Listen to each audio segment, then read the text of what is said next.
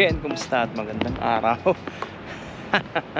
Grabe, napakaganda ng na-score natin, Chicago Bulls na ba lahat. Second hand, syempre goods na goods, shout out parang Mark, sana inabutan mo pa yung ibang mga cup doon or yung mga hats doon.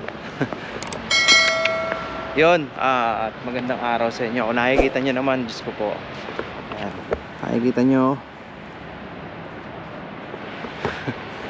kung nakikita nyo yung weather, talagang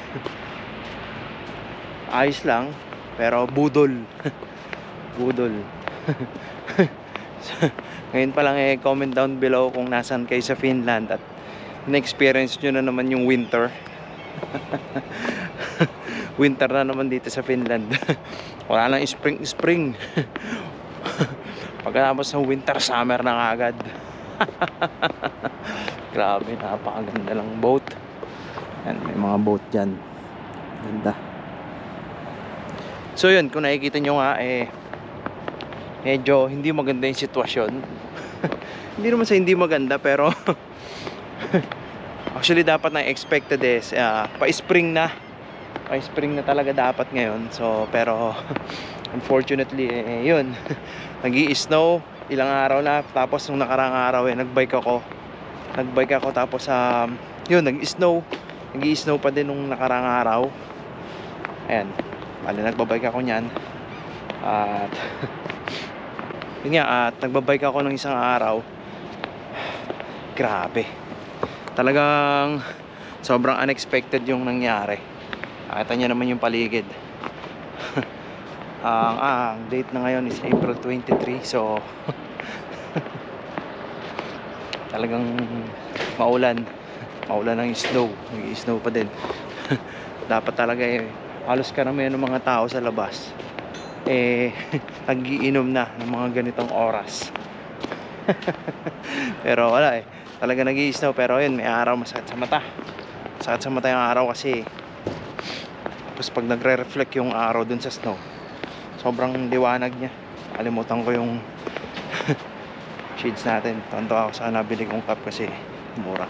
Tapos yun. Masaya lang ako kasi yun nga, dito kasi medyo mahal yung mga, syempre yung mga brand yung mahal. Ano yun, sobrang goods na ito talaga. Hardwood Classic, Mitchell & Ness. Diba? Hardwood Classic. Ayun. Okay, so bali sa mga nandito sa Finland, ini-invite kayo ng Filipino community dito sa Finland na manood sa darating na basketball league. Libre po yan. Sa link, nasa comment link yung nasa description yung lugar, pero bandang Hervanta siya, sa Duo, sa likod ng Duo. So yung mga taga Hervanta na Pilipino, pwede kayong manood doon to support yung Filipino community na magbabasketball. At syempre, supportahan natin yung mga kapwa natin Pilipino, no? Na ano lang, kumbaga pakita lang tayo ng support doon. So ayun, ini-invite kayo or ini-invite natin kayo. Ako manonood ako kasi wala naman akong pasok noon. Kaya kita-kita tayo at ito yung clip. Pasok.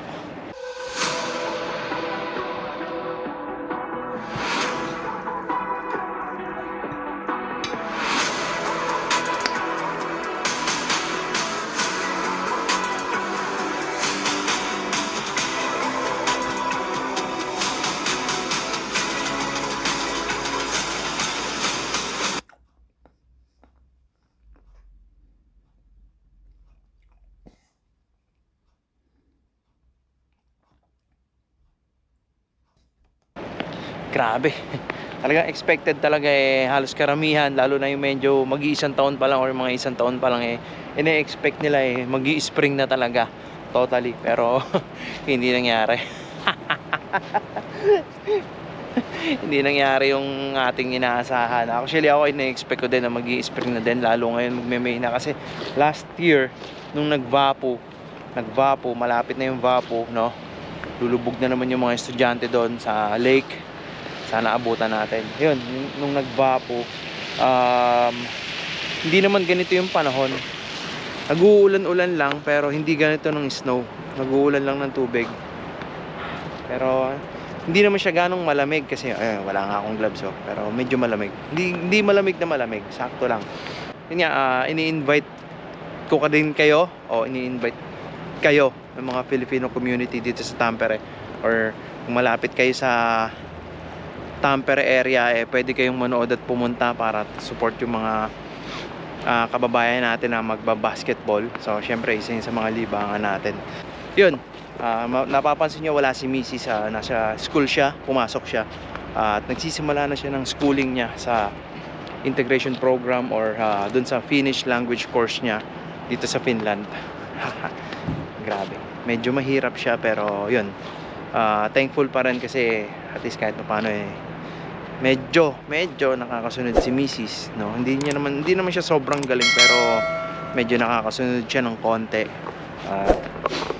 Yun, kaya hindi ko siya kasama ngayon, or madalas hindi ko siya kasama kasi usually umaga yung pasok niya. Ako ngayon gabi naman yung pasok ko, pero ay grabe, talagang napaka unpredictable or napaka ano ng weather dito, napaka-budol. Budol weather dito sa Finland. Comment down below kung isa ka din sa mga nabudol ng weather dito sa Finland. Comment down below ka dyan sa ating comment section, lalo na kung nasaan lugar ka. So at yun, muli maraming salamat sa inyo lahat. Maraming salamat sa lahat ng mga subscribers, sa lahat ng mga nanonood, at sa lahat ng mga nagtatanong pa rin hanggang ngayon. Hindi ako magsasawang sumagot sa inyo, hindi ako magsasawang sumagot sa lahat ng tanong nyo, hindi ako magsasawang sumagot hanggang sa abot ng aking makakaya at sa kung ano lang po yung aking nalalaman, no? Syempre yun, maraming salamat kahit pa paano nagiging maganda yung resulta ng ginagawa natin. Unang-una, maraming salamat syempre kay Lord sa guidance na binibigay niya sa akin. Tapos syempre sa inyo, sa lahat ng mga nanonood, sa lahat ng mga subscribers, sa lahat ng mga followers natin sa Facebook.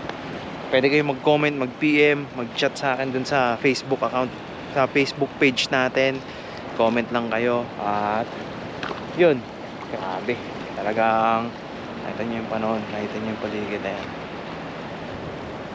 Diba?